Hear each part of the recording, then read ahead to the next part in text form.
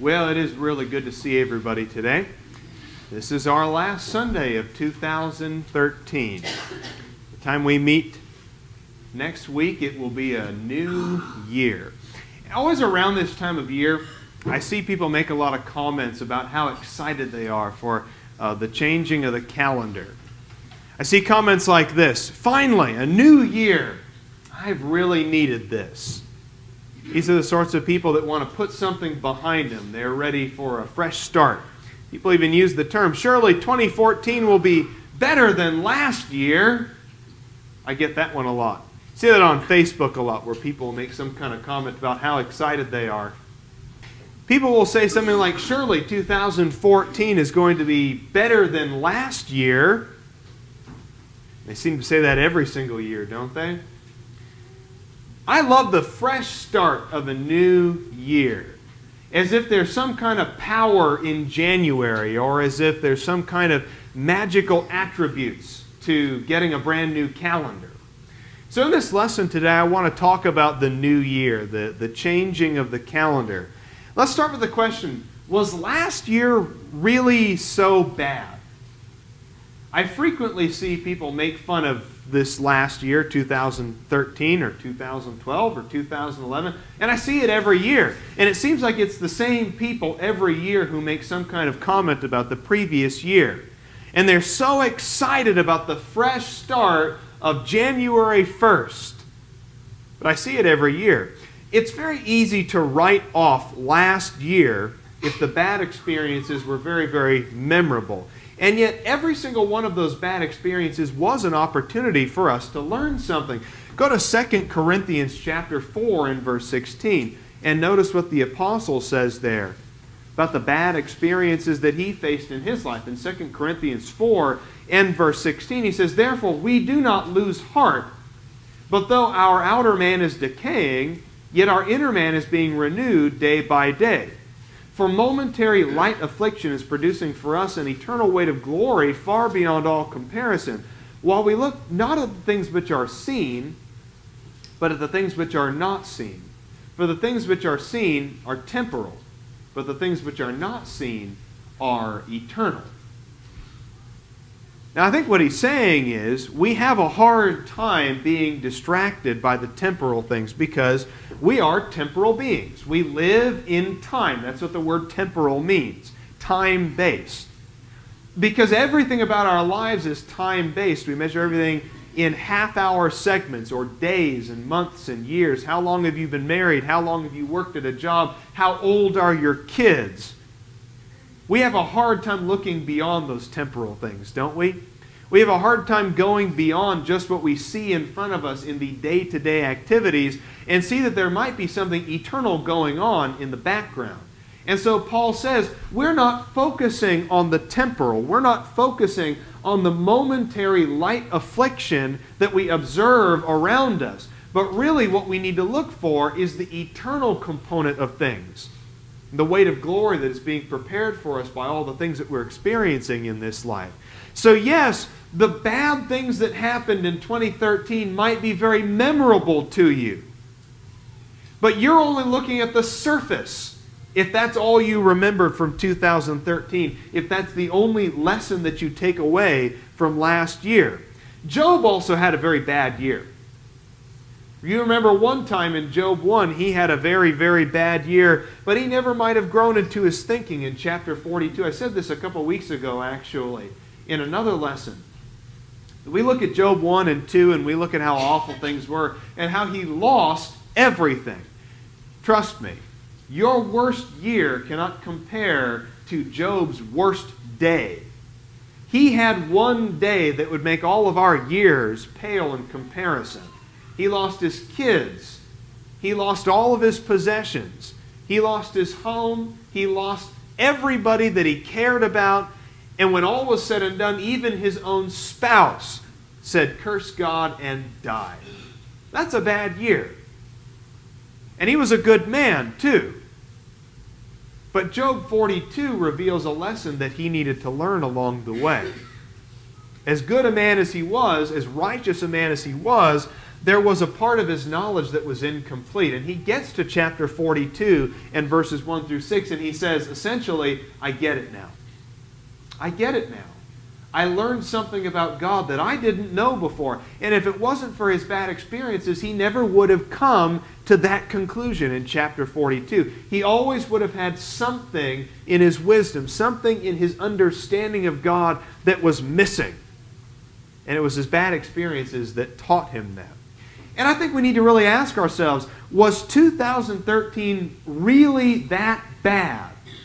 Because it's very easy to pick and choose out of your memories the bad things that happened to you without remembering a lot of the good things. Naomi did the same thing in the book of Ruth. Let's go to Ruth and notice a couple details about Naomi's conclusion of her bad year. She had a bad year also. Naomi goes to Moab with all of her family, her husband. She has 2 sons as well. And while they're in the land of Moab, her husband dies. Both of her sons die as well. And so she comes back to her home in Bethlehem in chapter 1 in the second half. And I always imagine, you know how when you go on a vacation and you kind of it just doesn't go as well as you planned? And they have those shirts that said, you know, like, I went to so-and-so, I went to the Olympics, I went to Las Vegas, I went to so-and-so, and all I got was this t-shirt.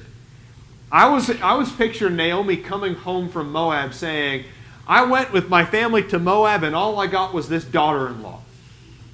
She leaves with a husband and 2 sons and she comes back with a daughter-in-law in tow. Really, technically not even a daughter-in-law anymore since Ruth's husband was dead. There was no legal or familial relationship between these 2 people that should have kept them together, and yet Ruth was so devoted to her that she follows her all the way home and she says, your people are my people, your God is my God.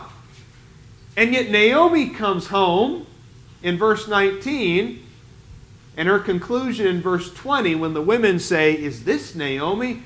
How haggard must a person look for them to go, is that Naomi? Wow, she looks bad. Wow, Moab was hard on Naomi. Her conclusion in verse 20 is, do not call me Naomi, which means sweet. Call me bitter, which means Mara, which means bitter, for the Almighty has dealt very bitterly with me. I went out full, but the Lord has brought me back empty. Why do you call me Naomi, since the Lord has witnessed against me and the Almighty has afflicted me? Oh, and that's Ruth back there, carrying my luggage. I was wondering how Ruth feels. When Naomi comes home and says, I went out full and I came back empty, and Ruth's standing back there going, hi, I'm Ruth. All Naomi saw from her bad year, so to speak, was the bad experiences. All she remembered was the negative. Now, I'm not trying to be unsympathetic to her. If you lost your spouse and your kids, you'd have a bad year also, and you'd have a hard time focusing on the good things also. But in focusing on the bad, she missed the good. She missed that she had gained a daughter. She lost that other, but she gained a daughter. And she didn't know that the end of the story was going to turn out the way it does. You remember the women of Bethlehem. At the end of everything, when Ruth marries Boaz and she has kids, you remember what the women of Bethlehem say to Naomi. They say, this Ruth, this daughter-in-law of yours, she turned out to be better to you than all the other stuff that you might have lost, better to you than even 7 sons would have been. But Naomi couldn't see that because all she focused on was the bad. And her conclusion was, God abandoned me. God cursed me. If 2013 was a bad year, it's very easy for you to come to the same conclusion, that God has cursed me somehow, without ever knowing how 2014 might actually turn out. You might read Ruth chapter 1 and think, this is a sad story. But by the time you get to the end of the book, you realize, oh, this is actually a very happy story. Your life might be the same way. Oh, the power of the almighty calendar. When I see people talking about, oh, I'm so glad it's finally January 1st. When I hear people say, oh, I've always needed this fresh start, a new year, I want to hand them a calendar and say, bow before it. bow down before the almighty calendar. Oh, what power the calendar must have. I want to ask him, really, how does switching calendars change anything about your life? What is really the difference between December 31st and January 1st? And they say, oh, it's a symbolic difference. Well, I get that. I know it's a symbolic difference. But I think we put so much stock into the new year that we forget there's a lot of things that we probably should change today. Don't save it for January 1st. Don't get all excited about the fresh start of January 1st. You realize that God gives you a fresh start every day. He gives you a fresh start every moment. You don't have to wait for some symbolic moment to change or to realize that your life could turn out to be very different from what it's supposed to be. Really, the new year promises you absolutely nothing. It promises you absolutely nothing. You approach 2014 with so much optimism and excitement, but 2014 has not promised you anything. It could be bad or worse. I've always liked the way Ecclesiastes 9 and verse 1 puts it. When he talks about what awaits us in the future, in Ecclesiastes 9 and verse 1 he says, "For I have taken all this to my heart and explained it that righteous men, wise men, and their deeds are in the hand of God. Man does not know whether it will be love or hatred. Anything awaits him." You wake up today, anything awaits you.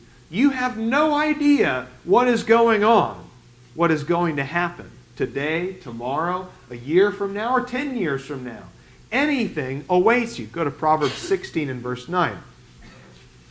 Take this idea a little bit further. In Proverbs 16 and verse 9, the writer says, "The mind of man plans his way, but the Lord directs his steps." When people talk about the new year, they use phrases like, "This is finally going to be my year. This is going to be the year I take life by the horns. This is the year I'm finally going to accomplish that, achieve that. This is the year I'm finally going to face my fears, overcome obstacles. I'm going to go skydiving in 2014. Well, the mind of man plans his way all day long, but the Lord directs his steps. You can say 2014 is going to be a lot of things, but that doesn't mean it will be. You can say all day long that 2014 is your year. That doesn't mean anything, though. You don't even know what tomorrow will bring. Proverbs 27 and verse 1. "Don't boast about tomorrow, for you do not even know what a day may bring forth." Did you plan on 2013 being bad? Nobody really does, do they? We're planning on 2014 being like your year. Rah, rah, rah, the year of Ryan.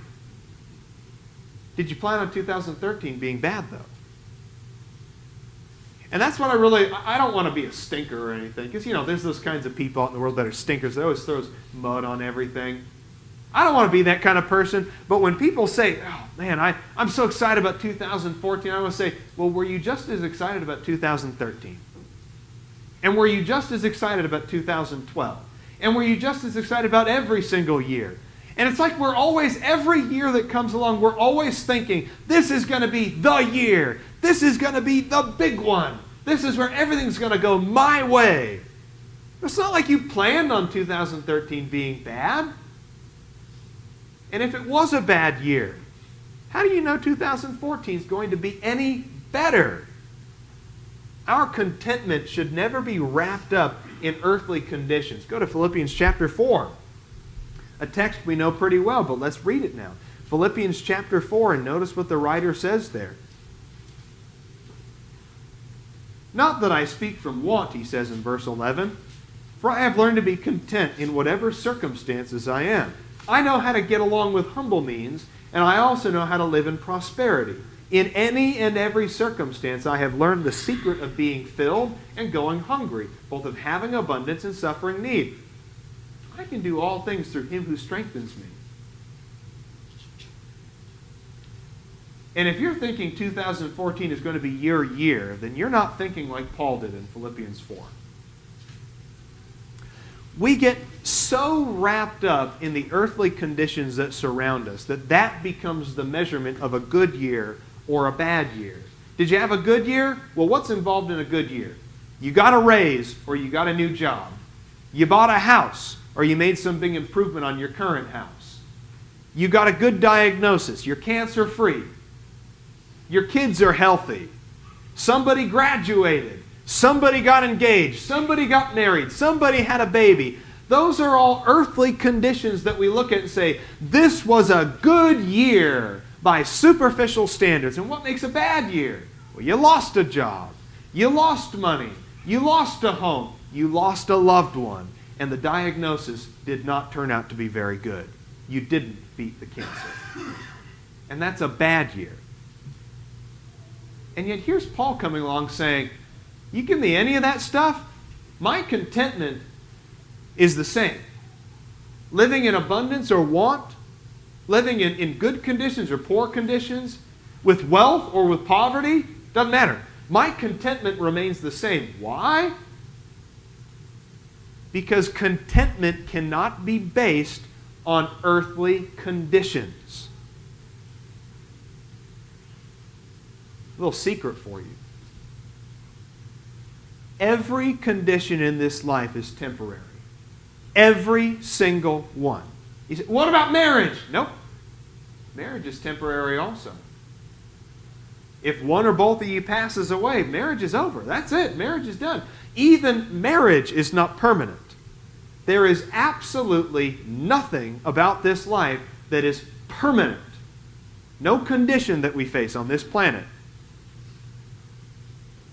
The sad thing, I think, for people who want 2014 to be the best year of their life, the sad thing is, all the good things that are going to happen to you in 2014 are not permanent.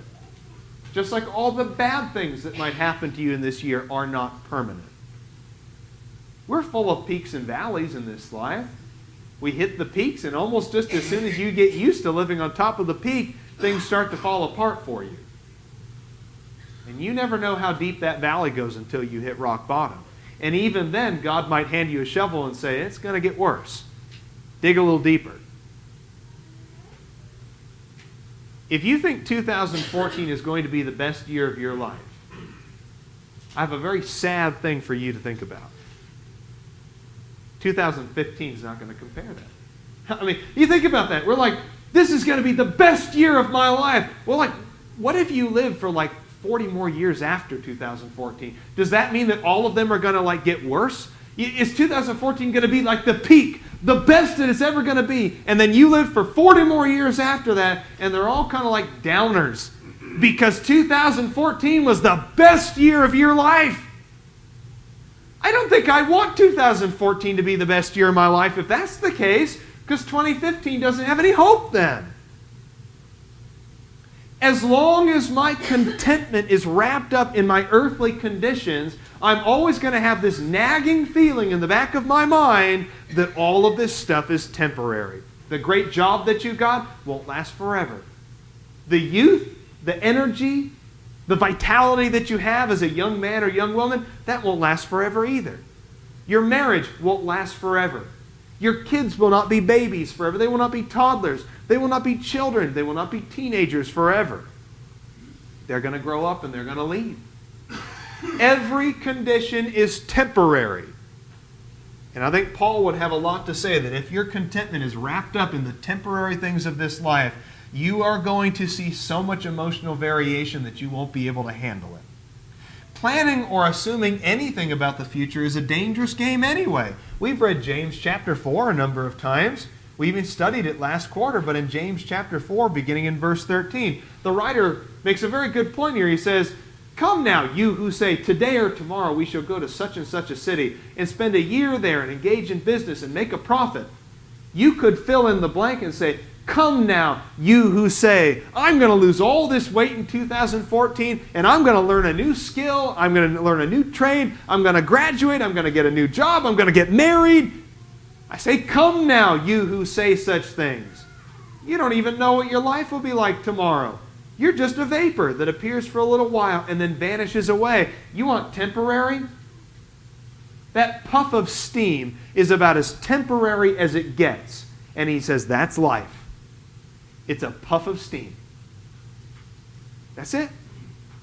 It's a puff of steam. You're just a vapor that appears for a little while and then vanishes away. You can't plan for anything in this life. Ecclesiastes 9 verses 11 and 12 makes that abundantly clear. We're just fish caught in a barrel, birds caught in a trap. The race is not always to the swift. The battle is not always to the strong. Wealth is not always to the discerning. You can plan on 2014 being all kinds of things, but that doesn't mean anything. So what is your hope for 2014? What do you want out of this year? Some people want to lose weight. Some people want to learn to play the piano. Some people want to get out of a bad relationship. Some people want to make a bad relationship better. What is your hope for 2014? Our hope is not for a good year, but for an eternal solution to all suffering. 2014 is going to be what it is. It'll be what it is. Just like 2013 is what it is. And my hope is not for a good year, because what really makes up a good year? Bad things will happen to me this year, just like good things will. And I've always felt like in life they tend to balance out. Maybe you disagree with that, but I've always felt like things tend to balance out if you look at them objectively. Go to Colossians chapter 3. Jacob did a good job reading it already this morning, earlier in our worship, but in Colossians chapter 3, I think that Paul has something to say about where your focus is. What do you want out of life? If then you have been raised up with Christ, he says in Colossians 3:1, keep seeking, what does he say? Keep seeking a better job, keep seeking a love interest, keep seeking, what does he say? Keep seeking the things above where Christ is, seated at the right hand of God. Set your mind on the things above, not on the things that are on earth. For you have died, and your life is hidden with Christ in God. The things that happen to me in this life don't make up whether I'm having a good year or a bad year. Really, a good year is defined in a very different way. Consider, what kind of year should I actually want? I should want a year that challenges me. I don't want to have an easy year. We're very mundane people. You're thinking, I'm not mundane. I do all kinds of fun things. No, for the most part, humans are we like routine. We get comfortable with things. And I think a lot of us want to have a year that leaves us feeling comfortable. We want to have a year where nothing's rocked, nothing's changed. I want to have a year where I continue to have success. I want to have a year where my kids kind of stay static and they stay the same. I want to have a year where I don't get any older, or I don't get any fatter, or I don't get any grayer. I want to have a year where things pretty much don't challenge me or push me. But I think the opposite should actually be true of the Christian.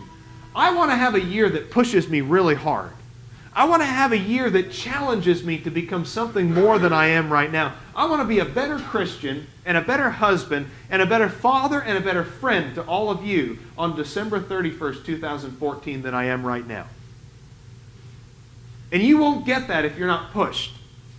You won't get that if you're not challenged. Go to 2 Timothy 4, verse 7. Look at the way Paul describes life here in 2 Timothy 4 and verse 7. He says, I fought the good fight. I finished the course. I have kept the faith. Does that sound like an easy life to you?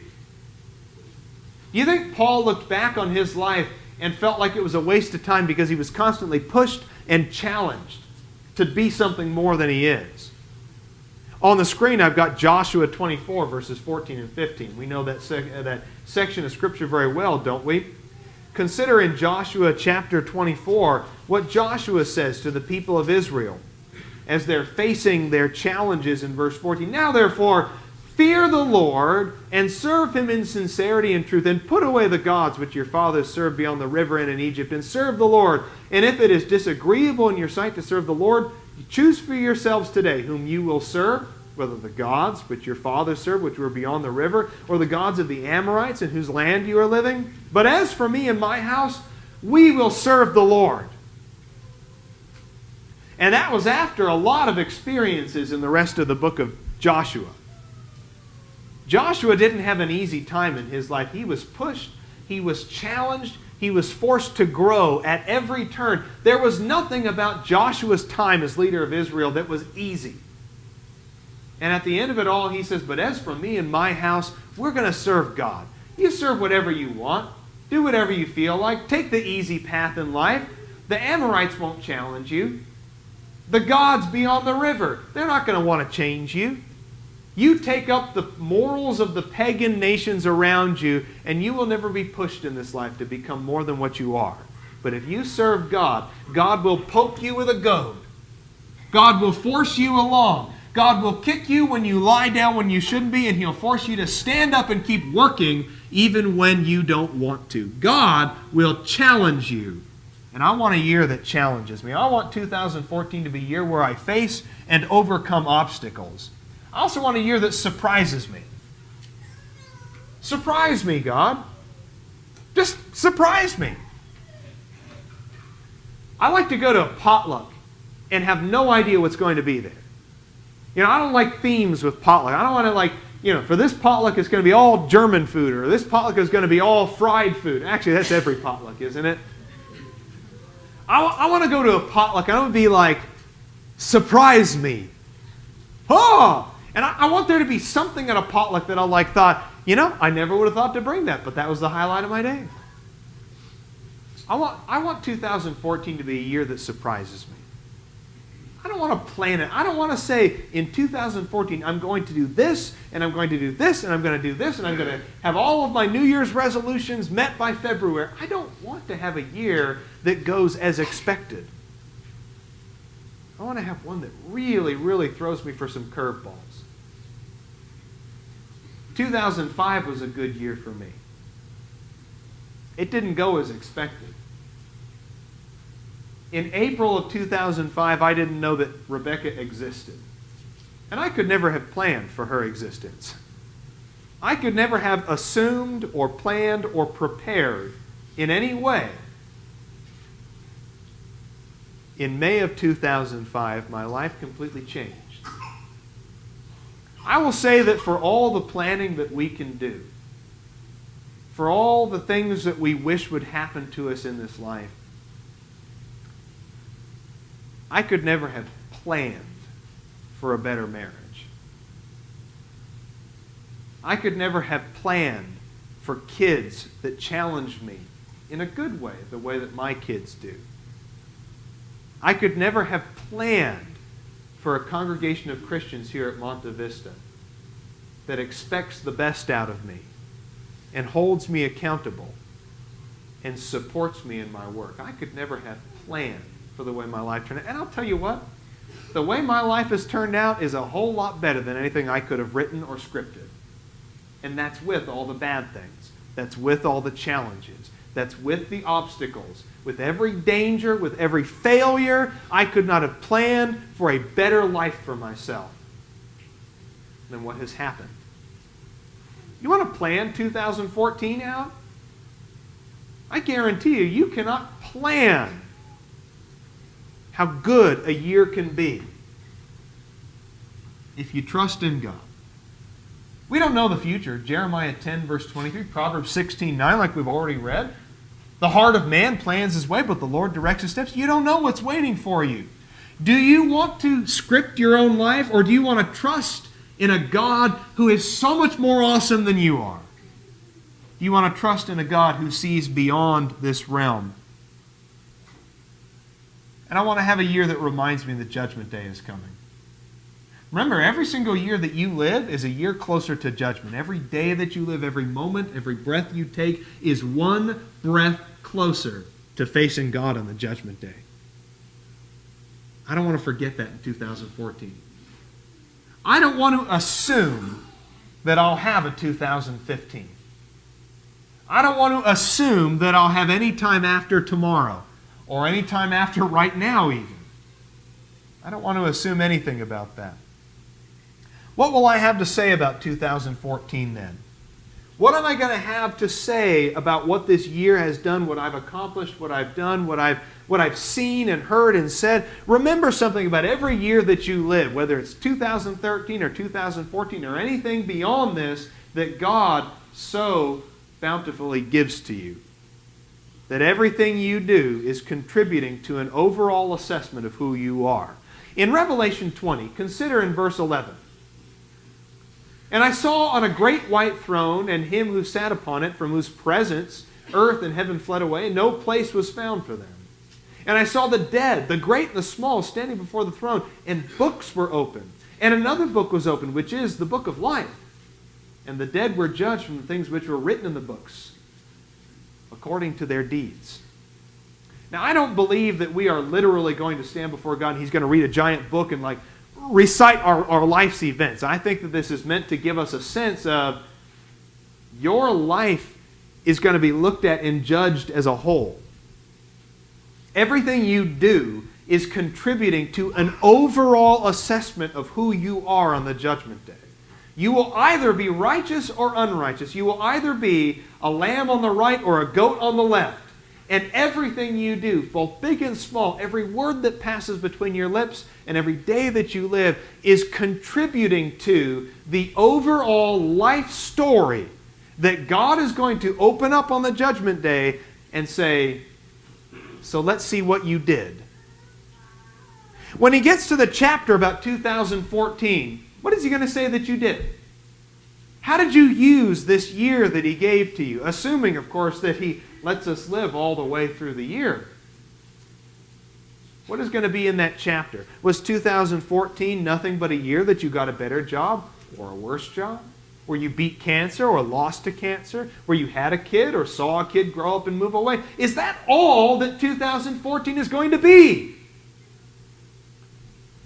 Or is God going to thumb His way through the book of life and see that 2014 was the year that you finally beat that sinful habit? That 2014 was the year that you finally committed yourself to serving Him the way you ought to. That 2014 was the year that you were baptized into His body. That 2014 was the year that you stopped playing church and got serious about living the Christian life every single day of the week. What is he going to see in that chapter about 2014? And that will determine if it was a good year or if it was a bad year. You might not have tomorrow at all. We're not at 2014 yet. We might not even get there. We might find ourselves facing God before the end of the invitation song that we're about to sing. Hebrews chapter 3 makes a good point. It was up on the screen a moment ago, but in Hebrews chapter 3, the writer of Hebrews is quoting one of the Psalms as he says, "Today, if you hear the Lord's voice, do not harden your hearts as the Israelites did in the day of the wilderness, in the day of testing. Do not harden your hearts. Today, if you hear His voice." Mark 16:16 says, "He who believes and is baptized shall be saved." You're hearing the voice of God right now. Not my voice, but God speaking through the Scriptures, begging you, pleading with you to become a Christian right now. 2013 is not over, friends. You still have a couple days to make this year count for something. So please, please, obey the gospel. Become a Christian. And if you have any need at all spiritual, then please come forward as we stand and sing.